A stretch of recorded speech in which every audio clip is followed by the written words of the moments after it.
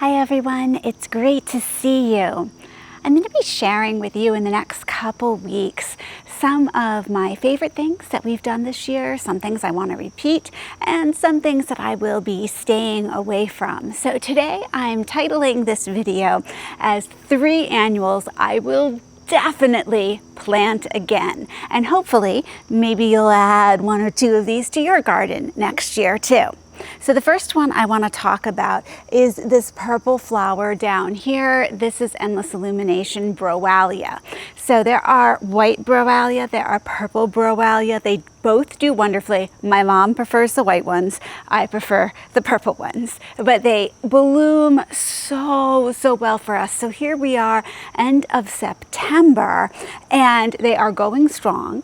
They do not seem to have a lull in their blooming, which is wonderful because, you know, with a lot of annuals, they bloom with a really good flush and then they take a little week or 2 break and then they do another flush. The bralia keeps going. They keep going in sun or shade. So this is a very shady area and they just keep blooming. Let me show you where I have them in a couple other areas where they're doing great. I am back by the shed with our window boxes here, and the bralia are still blooming in these window boxes, which is pretty amazing because the Colus have really stolen the show for these window boxes, but the bralia, with very limited sun, once again, very limited space, they're being crowded out. They keep throwing out flowers, which is amazing. Now this urn is in our side front yard. Once again, a ton of shade here. It has 1 bralia plant and it's just doing so well. Look at these flowers. You know, the tuberous begonias, they're struggling more than the bralia in this amount of shade. We have, of course, the beautiful lemon coral sedum that does well no matter where it is, but it's just so impressive to me that this plant keeps blooming. We've even had some cold weather now. So bralia I put out first thing in the spring, so it's really taking you through spring, summer, and fall. Pretty nice. Here I am at one of our bag in the pot pots. Boy, that's a mouthful. And this is so shady and dry here. So this is not set up on drip. It's way in the back of the front bed, and I have to tell you, I generally don't water it. I was so worried about the hydrangea that was in the bag, I took the hydrangea out and put it somewhere else. The bralia I just left here was not getting any water but the rainwater, and it is still going and blooming, and so much shade that even the hydrangeas were like, yeah, it's not for me. That's pretty impressive. And here's one more place that I have more bralia in this rim gap. Once again, a bag in a pot planter. The hydrangea did well. This gets a part sun, I would say, maybe 3 to 4 hours a day. Also not on drip, doing great. This is closer to the hose, so I do tend to water this one actually a little bit, but just so happy. Now you can probably tell from the amount of leaves that are on the ground around here. We did have a terrible thunderstorm front come through and many things came down, but you know, not only are they looking good, just flower wise, they can be beaten down by rain, storms. These are survivors.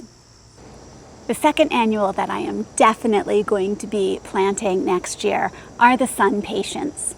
Last year I planted both Sunpatiens and New Guinea impatiens to see which ones I thought did better, and the Sunpatiens won out. So this year I did Sunpatiens across the swoop here, and they have not disappointed at all. Some of this gets more sun, some gets more shade, and they are blooming in both areas. They have formed big mounding clumps.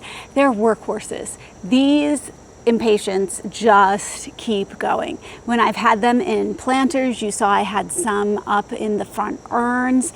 They did great there too. So in the ground, in planters, the bunnies don't eat them. It's just amazing. So the third annual that I am definitely planting next year are Colus. as many coleus as I can, of as many varieties as I can. I will start them from seeds. I will buy them from the nursery. They are just doing so much for my garden. So one of the places that I have loved them this year is up front here in this new garden. It hasn't had a chance to grow in a lot. There's a lot of space still in here. And I was able to pop a whole bunch of coleus in the ground, and these leaves, they just grow up big and beautiful, and it looks lush and alive. I love the bright lime colors, the pink, the red. It really has just added so much up here. In the ground, the bunnies do not eat them. I do have a little trouble with some beetles, but overall, you really don't have to do much to them. They also do great in containers. I have to show you the coleus back here, because this combination, and it is just literally a combination of all different varieties, is so fabulous to me. I love the contrast with the velvety dark petals, some with the pink on the inside. We have large petaled varieties. We have some of the jitters, small leaves varieties.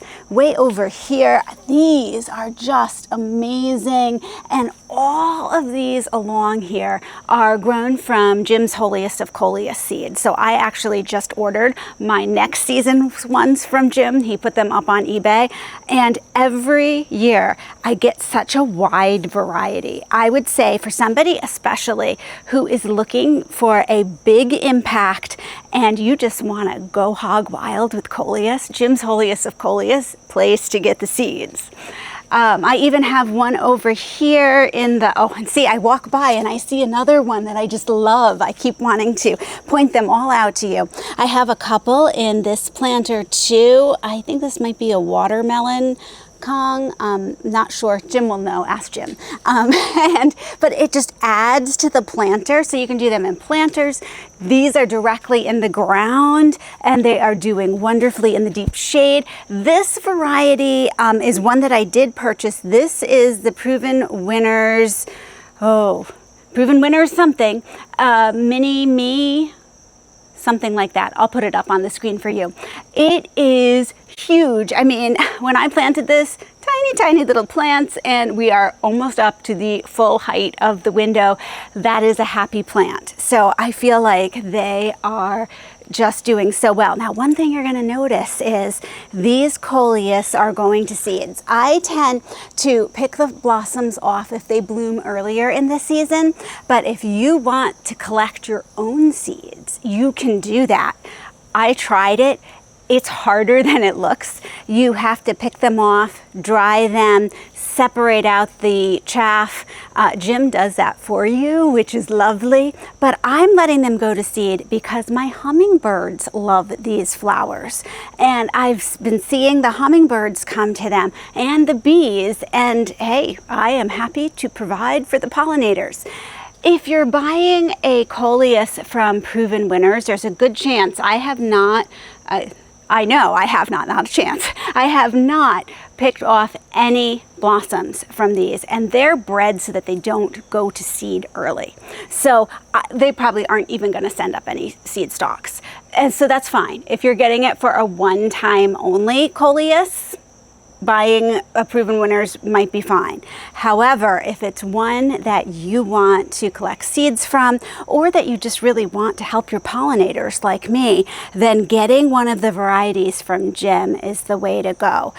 So I highly recommend that. And even though I'm not collecting these seeds, sometimes they do drop seeds in fun places and you end up with little plants along the way. And you've seen me dig some of those up and move them to planters, and that's really nice too. So I just get so much joy. Here we have a little bumblebee coming to our flower as I talk. I mean, these are keeping my pollinators so happy, and they're keeping me so happy with their beautiful foliage. So I actually just said to Dan, okay, we'll check the window box on the side of the house, and it's probably all dead. We won't videotape that one then. And I come around, and here it is. Now, this is proof that these coleus are amazing. So on this side of the house, It is deep shade. It is dry, nothing is on drip. I mean, this is the same type of mini-me chartreuse coleus that's in my other box.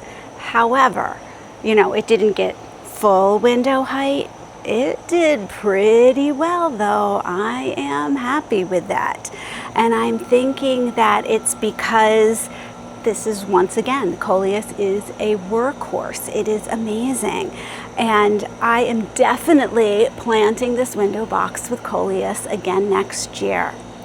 In fact, on this side of the house, pretty much everything that I had in the ground didn't really make it. You know, I've been away here and there, and we've done the best we can, but it is dry in the ground. The Coleus, however, has made it. So the bralia, the Sunpatiens, and the Coleus are 3 things that I am definitely planting next year. Thanks so much for joining me, and I'll see you in the next video.